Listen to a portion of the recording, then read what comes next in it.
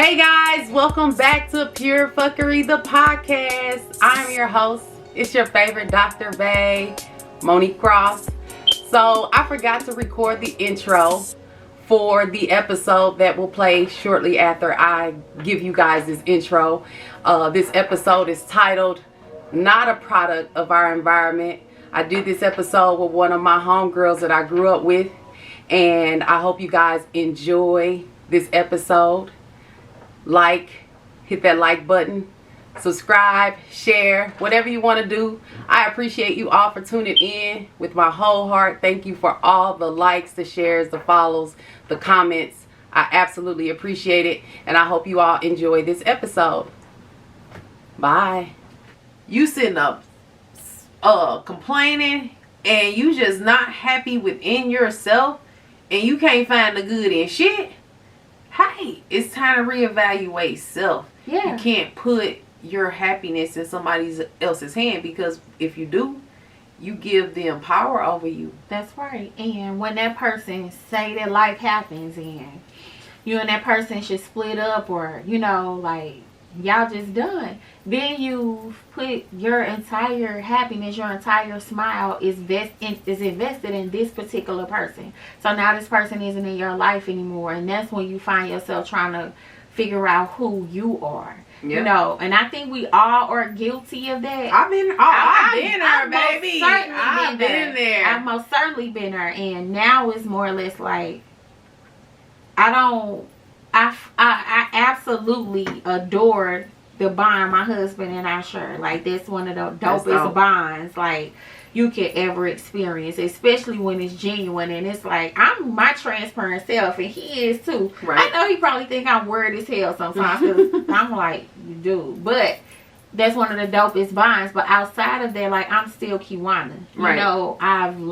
I'm still gonna do the things that Kewana likes to do. You know, you have to. You have to. Don't lose yourself. You cannot. And even with children, like, you can't. So the number was his number deleted before I even pulled off, out the fucking driveway type shit. So this, I ain't talked to him for months after this. Okay. And then a mutual friend, homegirl, reaches out, and she's like, Mom, I'm in your neighborhood. I'm gonna stop by. And it struck me as odd, because I knew better, because this particular friend, she doesn't have her own transportation, and she doesn't even she doesn't drive, basically. Yeah. She doesn't drive. And so I already knew what it was. You knew he was gonna She had to use the bathroom. Right. They were in the area, she had to use the bathroom. So she comes in, use the bathroom. He come in. I'm talking about, I want to say that happened in maybe the fall. Mm-hmm. And it was probably, by the time I talked to him again, it was probably springtime. Mm-hmm. Maybe. I can't remember exactly, but so they pop up and shit. He comes in. I'm sorry. I didn't know what had happened. I was fucked up, and I didn't know what happened until somebody had to tell him what happened. What happened? And I missed them when they came over. I was in I wasn't in a good space at the time, because this was right after all the shit was going on in my personal life. Right. So they came back, and they kind of, they pulled me out of that funk. They got me out the house, to do shit. Because I was sitting over here soaking in my own self-pity. So we started back hanging out and shit. But since us hanging out again, I've either blocked your number after parting ways with you from a hangout session, or I've thought about blocking your number after hanging out with you, And it's I don't block my friends' numbers. My close friends, I've never had to block them. So Have you ever blocked your friend? Yes, I have. Oh, okay. I get blocked. You got blocked. I've gotten blocked. Maybe I've been blocked and didn't know it. From one of my friends. One of my close friends, I blocked her at any type of communication. Blocked out my phone, my messenger, my Instagram, my DM, my Twitter, my email, all of it. I've never had to block it went that far. Really? Wow. Girl, it went very far. Wow. And it's all in.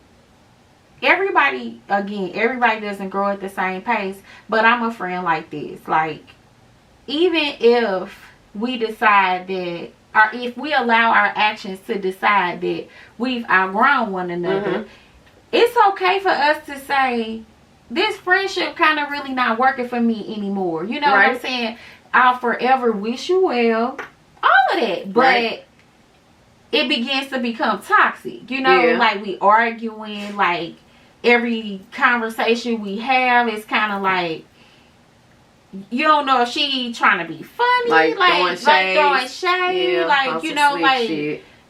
It becomes too much when it's simply the best thing to do is to just be like, you know something, we kind of outgrown one another, because right now we being hurtful without just openly saying we being hurtful, like, but we letting our actions lead us into doing hurtful stuff.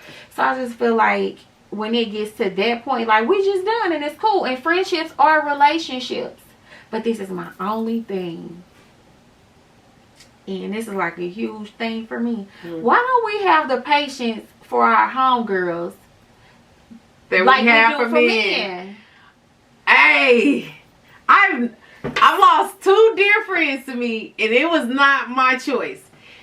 But they gave them no good ass motherfucking men that they were dealing with a million chances. But me, it's like, and I ain't do shit. I don't even. He can tell them they ain't shit. He can come out and say that. I don't mean to curse. Sorry, Jay, take that out. He can tell them basically. He can curse here. He'll basically tell them that this ain't that. Right. And I mean, like, but the minute that I give you some honesty that basically says the exact same thing, this ain't that, it's the end of the world. Like, I'm blocked. You might as well call her mama her name. You got me. You posting subliminal messages about me. Here we are with it. Like, why are we doing that? I've never done that. I don't think none of the friends that I fell out with, and I ain't gonna even call it a fallout. The 2 friends that I lost, they we had a conversation, and they basically both just told me they didn't want to be my friend anymore. See, nobody's ever like, that's fucked up. It sounds way worse than it actually is. I would rather you tell me, like, Kewana, like, I don't want to be your friend. Like, I don't fuck with you like that no more. Like, tell me that. She laughed at me, y'all. They did. Both of them told me that they didn't want to be my friend. But I would rather somebody tell me that than to do all the extra shit. Like, just say that. Like, I think I would rather handle that rejection. That shit hurt, though. And the problem with me is I give everybody a million chances. I give everybody a million chances.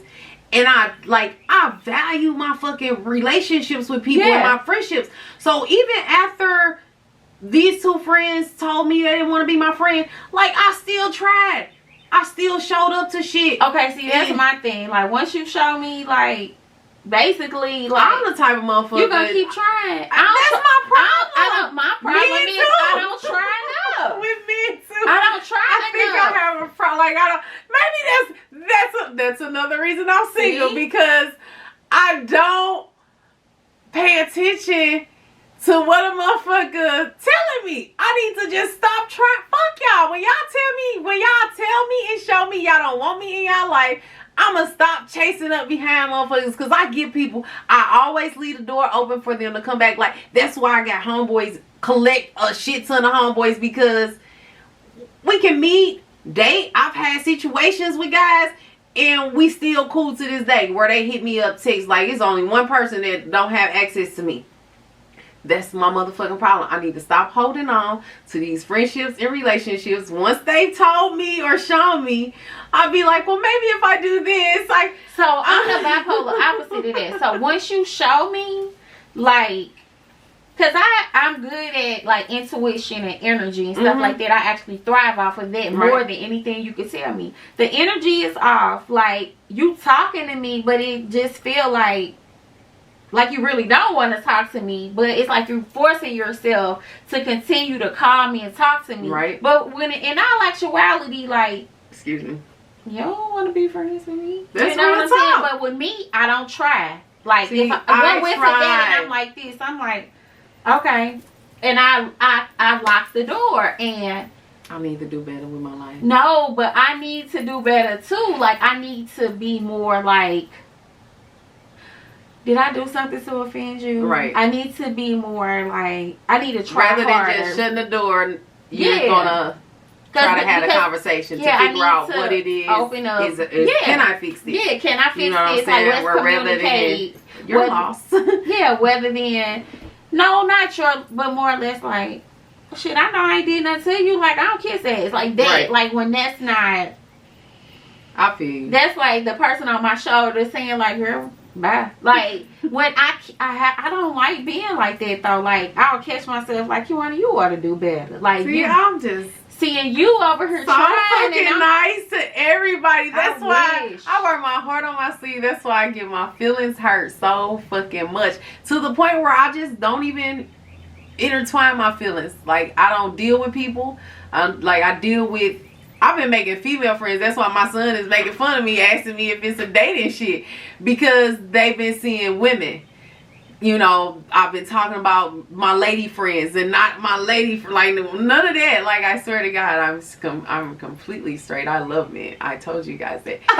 But no, and that's what I've been doing. That's what I've been filling my space but and my that's time not a with. norm for them, so Right. that's probably why. Because they're used to me going out. You know, they don't see the men, but when I'm home and I'm going out, I tell them, hey, I'm going out with Brian, Ben, whatever the fuck. Right. You know what I'm saying? So they know where I'm at. Like, yeah, you know, yeah. if it come down to it, my mom went with so and so here. Like, they know.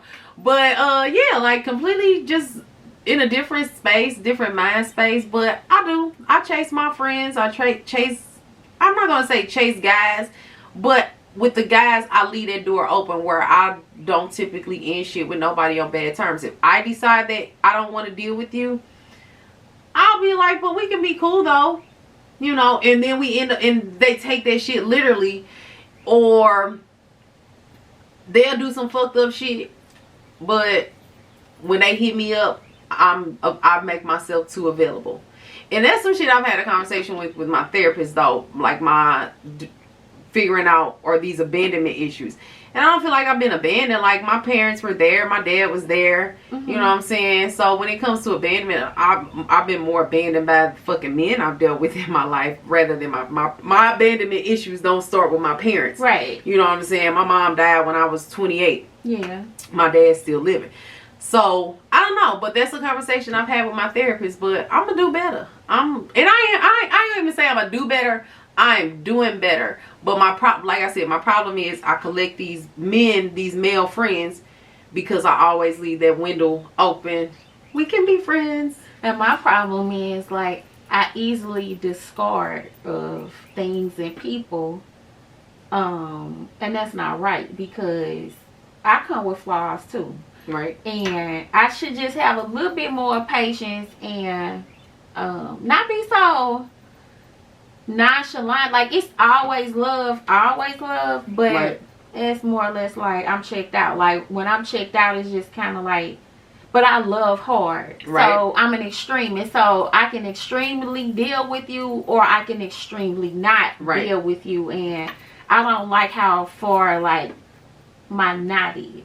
You know what I'm saying? I feel you. My knot is like not good. So I'm working on that. That's her theme song. It ain't another baby. Yeah. So that's her theme song. That's something I'm just working on. And it'll come. It'll come with time. Me not being an extremist and working on being patient with others as they grow. Right. Just because I'm here now doesn't mean that they should be there too. Like, allowing them a chance to get there. With that being said, y'all gonna have, like, different stuff occur as they arrive to the place that you think you're at, or whatever. But not being so quick to cut. I need to kind of practice what you do. We gotta balance it out. Balance it out. Yeah, like, I need to get a little bit of that nonchalantness. And she need to get a little bit of just not even a chase, just more of a, hey, why is it, rather than just okay, a little bit more concern. Like, let's show a little concern, like, you know, I care. But, and that's what I like with my homeboy. That's what I presented to him. I'm only having this conversation because I care and I really don't want to do this, but you're kind of pushing my hand. And it's like he just was doing so much shit. He had asked me a couple weeks ago. My cousin had a drink you under the table party where everybody went over there to drink him under the table. And he hit me up like, you want to go drinking? I'm like, no, I'm going to my cousin's drink you under the table party. And he was like, that sounds like something I would love to do. And I know it's absolutely something he would love to do, but you can't go. And I was like, yeah, you're not invited to that. That's how direct I am. I'm like, you're not invited to that. And he's like, why? And I'm like, yeah, my people don't fuck with you like that. And like I said, he had asked about me not sharing with him lately. I never told him about this. The first and the last time I took him to my people's house, they was about to beat his ass. Oh, wow. And he didn't know. Like, my cousins pulled me to the side, was like, yeah, Mo, get him up out of here. So I got him up out of there, took him back, and went back to my people's house. And it's because he run off at the mouth. He just say shit that he shouldn't say, do shit he shouldn't do. He share shit he shouldn't share.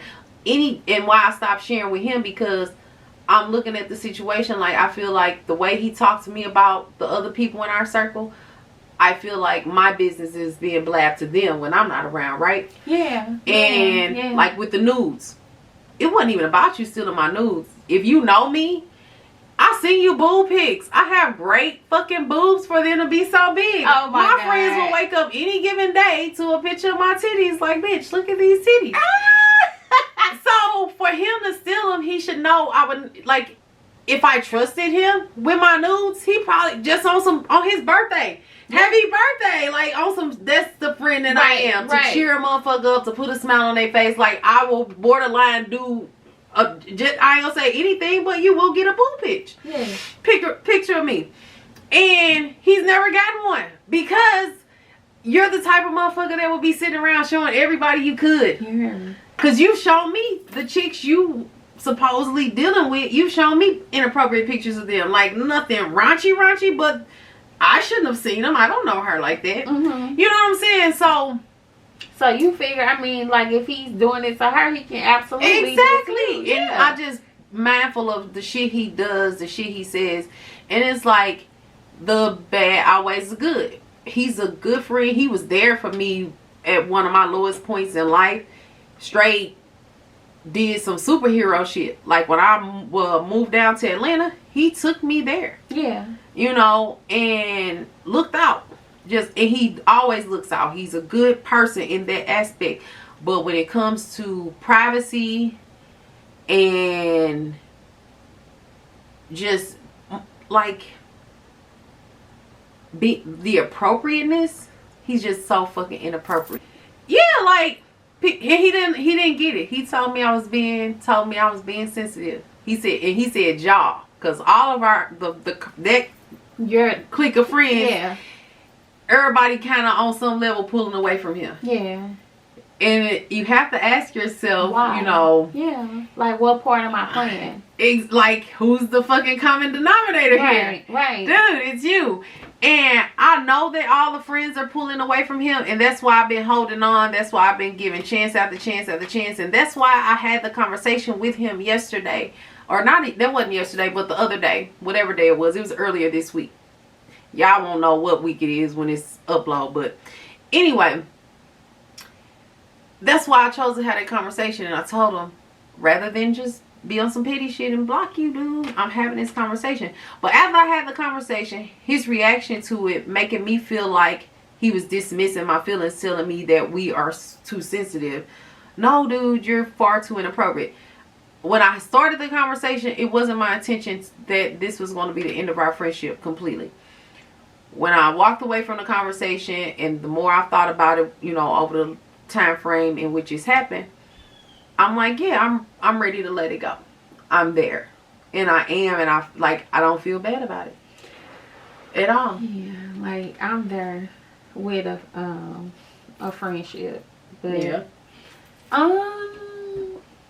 I'm just allowing it to become what it is. You know, like, you know how you kind of speak on stuff more than you want to speak on it. Like, like I'm sure that's not the first time your friend has been inappropriate. So that means you've had to have a few conversations with him about it. So it's just pretty much almost the same thing. Like, I don't want to keep talking to you about how to treat me. You're grown up. Yeah, like, I don't want to keep having these conversations about the same issue. So what we can do is this, like, you know, like, I'm going to take a step back. So allowing it to become surface, you know, like, we're not there where we used to be. But guess what? That's okay. Right. But I can't allow you to keep interrupting my energy and the stop interrupting my grind. Yeah, like, I can't do it. Like, right. We're not doing that no more. So I feel you. Yeah, it's all love though. Best wishes, right? I wish you all the best, all the success in the world. And people don't realize, like you said this earlier, when we stop being friends, like when we stop being in our circles with one another, that don't mean I'm wishing ill on you. Yeah. Like, I wish you all the best. I truly do. Pray for you. Wish you well wishes. I mean, like, seriously, like, it's no harm, no beef, none of that. Like, it's just, we've outgrown one another, and that is okay. That doesn't mean it's final. Look, the two friends that I've lost, when I've run into them, especially early on, I would, like, their reaction to me, they would still hug me and greet me and stuff. This is how how I operate. I thought that they wanted to be friends again, like they wanted me back, like how they greeted me. Because when you tell me you don't want to be friends with me and then we run into each other somewhere, the greeting that I get was like, is not what I expect. Yeah. I expect it to be like, hey, how you doing? Like we don't know each other anymore. No, I still love you. I didn't know that. Yeah. And then after I would have those interactions, I would assume they wanted to be friends again. And then I started doing too much again. Okay, so now that I do have happened. I got a friend like that. She'll reach out to me like every once in a while, right? Now, we used to be like this, like super duper close, okay. You know. But we kind of, you know, life happened, whatever. So when she reaches out to me, I kind of get excited, like, hey, girl. And I'm texting her back, like, because her calling me and texting me, like, just doesn't happen that often, right? And then I just start doing too much. Like, I get to texting her, like, and she'll stop texting me back. So I'm like, oh, you don't want to be my friend. This is like, you're just saying, hey, like, I sent friend requests on Facebook, and I'm like, I'm questioning why haven't they accepted my friend request? And I've always struggled with that. Honest, I'm finna tell y'all some of the realest shit to take it back to our roots, our humble beginnings. My parents have told me on more than one occasion coming up, Mo, not everybody's gonna like you, and you have to be okay with it. Because I had trouble with people not liking me. And like I said, I don't feel like it's deeply rooted in my childhood, because my parents, as fucked up as the environment was, they loved us. Yeah, absolutely. We were disciplined, absolutely disciplined, but they loved us. And I know for a fact my dad loved me. I know for a fact my mom loved me. You know, their love, my mom's love was just like infinite. My dad was tough love, right? But I know that he loved me. Right. I know that he loves me to this day. But so I don't feel like these issues stem from my childhood, but being accepted and expecting everybody to like me, because in my head I'm like, everybody likes me because I'm a cool motherfucker. That's my point, y'all. I'm a cool motherfucker. And I have issues when people don't fuck with me like that, because it's like, what did I do? Because I swear, like, I literally don't fuck with nobody. I don't talk bad on nobody. I'm having my business. I ain't in nobody's shit, in nobody's business. I ain't, you know, just none of that. Yeah. So when somebody don't fuck with me, don't like me, or whatever the fuck, I used to really struggle with that.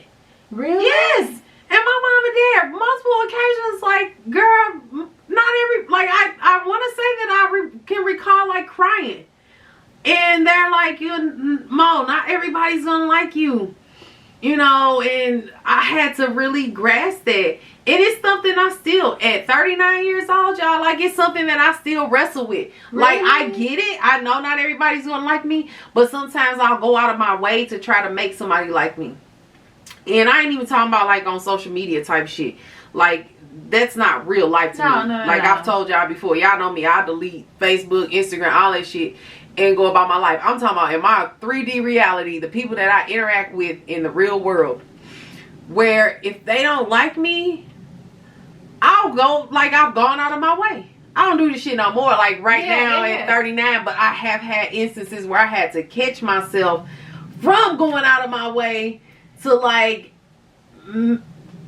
see me, like, you know, to make them see me and see me for who I am. Yeah. And it's like, if they don't, I've learned that if they don't see you who see me for who I am, they're not for me. If they don't grasp what I'm saying or what I'm doing, they're not, like, that's not your person. Those are not your people. I have issues with people, how should I say this? It's almost like they see you for who they think you are, not who you actually are. Like, so, or based on what somebody, you know, like what they heard, or not really getting to know you as a person, and then they act on it. True. They act on it, and I think that, like, I've dealt with so many issues about always trying to say, well, hey, that's not really who I am, you know, like, and that's because of me being so nonchalant, trying honestly. to correct the person's perception of you. Yeah, and it's because I started to notice that my issue is this, like, I don't give enough for them to know me. So they put together whatever version they gonna put together based on whatever resource or whatever it is. True. Or whoever they need me to be in order for them to be okay with me. Right. Basically. So with that, like, I found myself always saying, like, well, I'm really not mean. I don't, like, I'm really not mean. And people be, Kewana, you so mean. And they think I'm mean because I'm kind of like, it's not, I pick and choose what's important. And a lot of that shit ain't important. It don't phase you. It's not important. Like, it's not important. And, like, God, my husband, my kids, my mama. Like, and the others, you know, and my few, and my, you know, my family that I deal with. Like, it just kind of be, I don't know. So my mama had said, Kewana, you really are mean. Like, cause I done asked my mama, am I mean for real? She's like, yes. Like, yes, you are. And I'm like, I'm so tired of y'all saying that.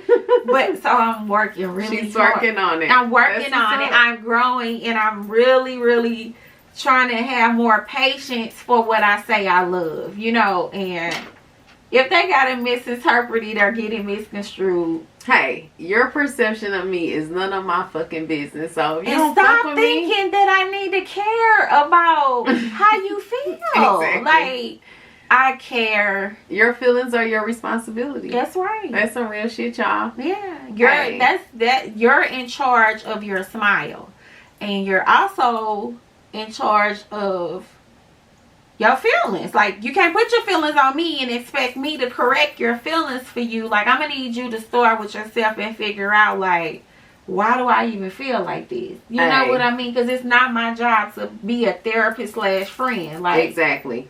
You agree? I do. Okay. You are dropping, like, we're dropping gems here. Straight fucking gems for free 99. All you gotta do is subscribe to the YouTube channel, subscribe to Peter Fuckery the podcast. No, but for real, that's real fucking talk. Yeah. I'm not responsible for your feelings.